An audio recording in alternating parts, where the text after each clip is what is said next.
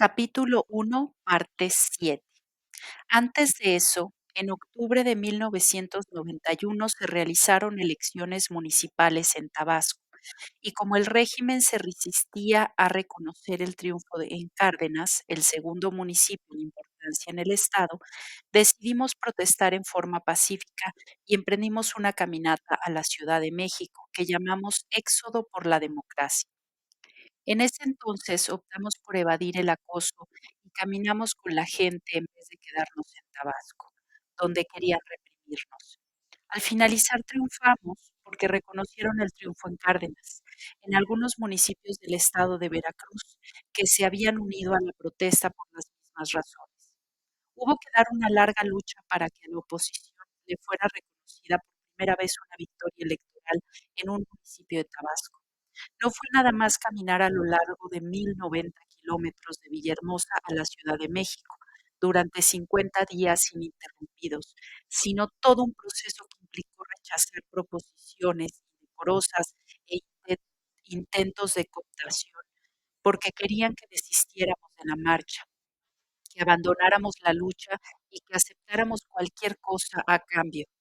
Durante este primer éxodo, a lo largo de todo el trayecto que realizamos a pie, recibimos propuestas del gobierno federal para llegar a un acuerdo al viejo estilo, es decir, en el marco de la política tradicional. Al llegar a Coatzacoalcos, el entonces secretario de Gobernación de Salinas, Fernando Gutiérrez Barrios, nos ofreció cargos de regidores en el ayuntamiento de Cárdenas. Más adelante, por el rumbo de Catemaco, el planteamiento fue realizar nuevas elecciones. La respuesta siempre fue no. Nosotros ganamos la elección y queremos que nos reconozcan el triunfo. No va a haber arreglo, amenazaban. Pues seguimos caminando, respondíamos. Ya por Jalapa, Veracruz, nos pusieron nos propusieron crear un consejo de gobierno para el municipio de Cárdenas. Ustedes designan a una persona y el PRI a dos. O sea, un consejo con mayoría del PRI. No aceptamos y seguimos caminando. El 24 de diciembre, mientras me encontraba en Perote, Veracruz, me llamó Gutiérrez Barrios para ofrecer dos concejales en lugar de uno, con la condición de que ninguno de ellos fuera el doctor Carlos Alberto Wilson, nuestro candidato ganador. Pues no. Recuerdo que de manera muy respetuosa y formal, Fernando Gutiérrez Barrios me dijo por teléfono: el licenciado Salinas quiere que ustedes pasen la Navidad en sus casas.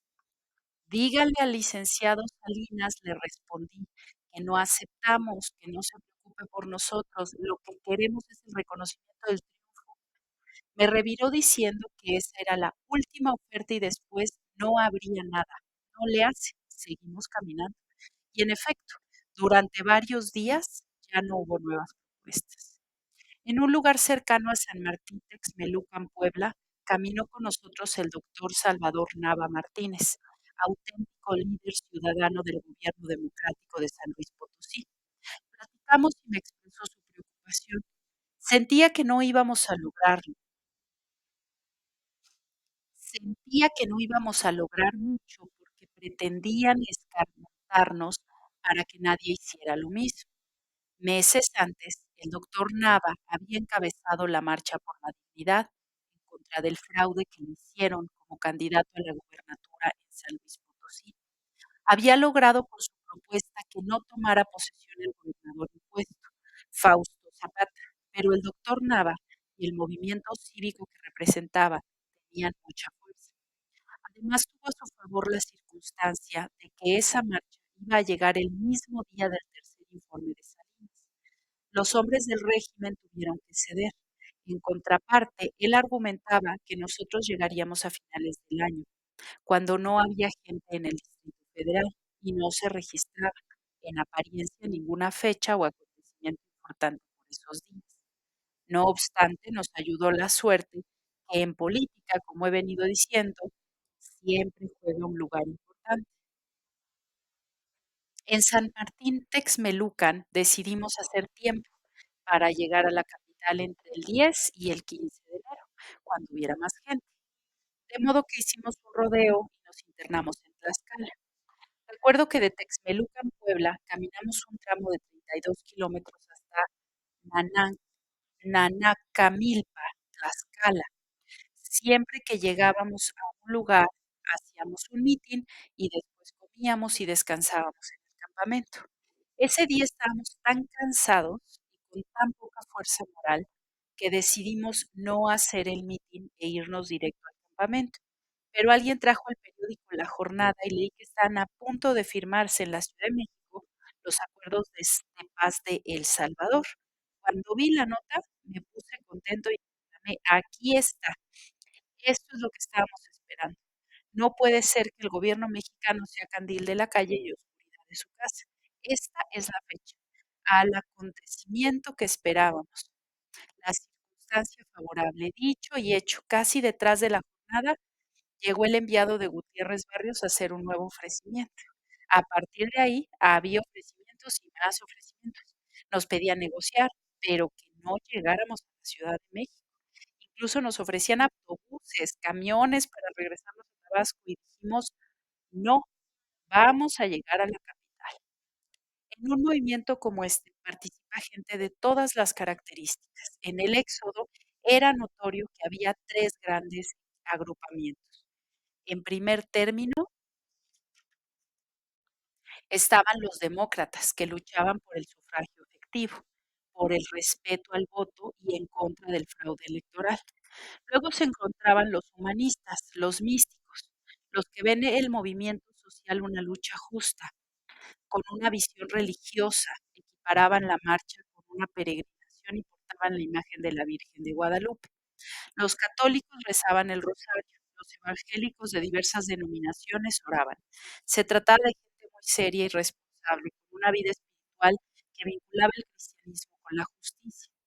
Por último, veía un grupo de aventureros, por lo general jóvenes, que estaban a favor del movimiento, pero que actuaban con menos solemnidad y más rebeldía. En el Éxodo, sin embargo, todos tenían varias cosas en común. Por ejemplo, predominaba la antigua concepción de que en la capital se resuelve todo. Además, la mayoría no conocía la Ciudad de México y tenían un enorme deseo de llegar para visitar la Bella de Guadalupe, Chapultepec y el Zócalo. ¿Cómo iba yo a decirles, vámonos de regreso? Por eso y por razones políticas decidí darle su tiempo al acuerdo. Llegamos al Distrito Federal el 11 de enero de 1992 y sus habitantes nos recibieron de manera extraordinaria con mucho cariño, como lo sabe hacer la gente de esta gran ciudad, la más fraterna del país. La solidaridad que siempre se expresa en la Ciudad de México solo la he visto en las comunidades indígenas. Contrario a lo que se piensa, esta es una ciudad generosa, con alma colectiva. Sábado, mucha gente salía de sus casas a saludarnos. El Zócalo se llenó. En el mitin participaron Salvador Nava, Eberto Castillo, el ingeniero Cárdenas, doña Rosario Ibarra de Piedra y otros dirigentes políticos y sociales como Porfirio Muñoz Ledo, Bernardo Batis, Jorge Eduardo Eugenio, no, Jorge Eugenio Ortiz Gallegos y Jesús González Schmal del Movimiento Ciudadano por la Democracia, y hasta los panistas Gonzalo Altamirano Dimas y Francisco Barrio Terrazas. Ese día, cuando tomé la palabra en el Zócalo, empecé diciendo, esta concentración tiene para nosotros, los participantes del Éxodo por la Democracia, un triple significado.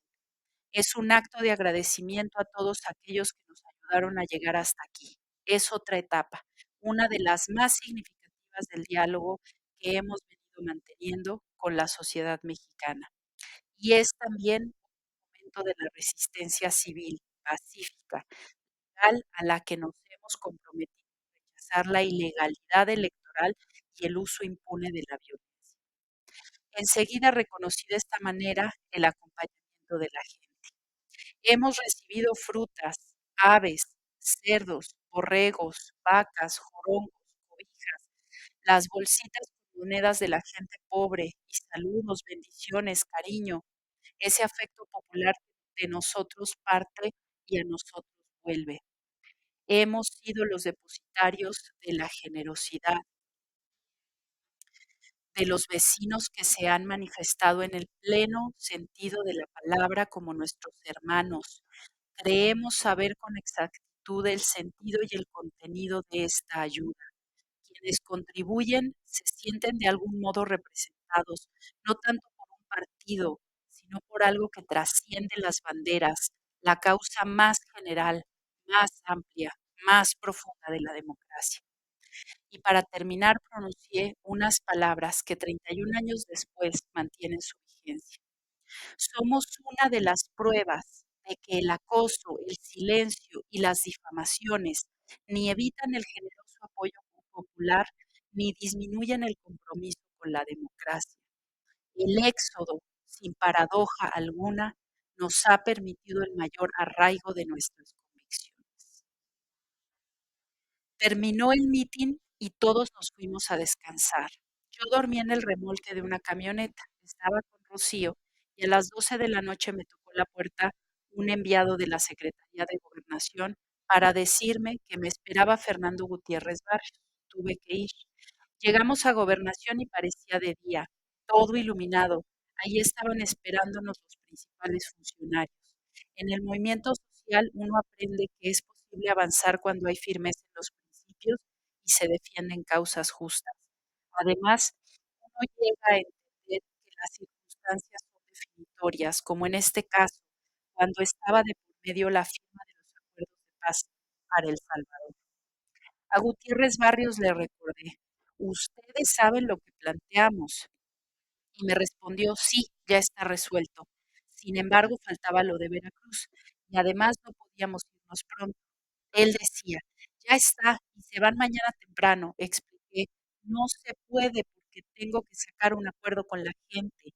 Se tienen que ir mañana, me contestó. Le propuse, con la idea de ganar tiempo.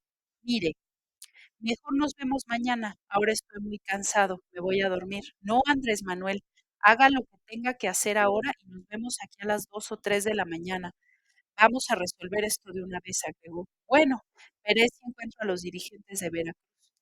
Tenía que hablar con ellos. Recuerdo bien cuando me comentó, mire, me costó mucho trabajo convencer al licenciado Salinas. Lo logré en el velorio de su suegra. Esto tiene que salir, Andrés Manuel. También recuerdo que hubo un momento en el que sintió que yo quería ganar tiempo y lograr más. Se puso nervioso y de pronto cambió su actitud amable y respetuosa. Se me quedó viendo y me miró a los ojos. Sentí que eran como dos agujas, dos alfileres que pretendía clavarme y con un rostro distinto, con mucha dureza me advirtió. Si no hay acuerdo, quedamos en libertad y usted conoce lo que es el Estado. En ese instante le pedí que se tranquilizara y sin dejar de sentir el peso de la amenaza, reiteré, vamos a buscar un acuerdo, pero así no. Salí de su despacho y regresé al Zócalo. Desperté a los dirigentes de Veracruz. Aceptaron la propuesta y volví a la Secretaría de Gobernación como a las 2 o 3 de la mañana. Al regresar al despacho de Gutiérrez Barrios, un ayudante suyo, capitán del ejército, ya afinado y prefiero no recordar su nombre, me empujó. Supongo que este era un truco muy ensayado que tenían para apretar o ablandar a la gente.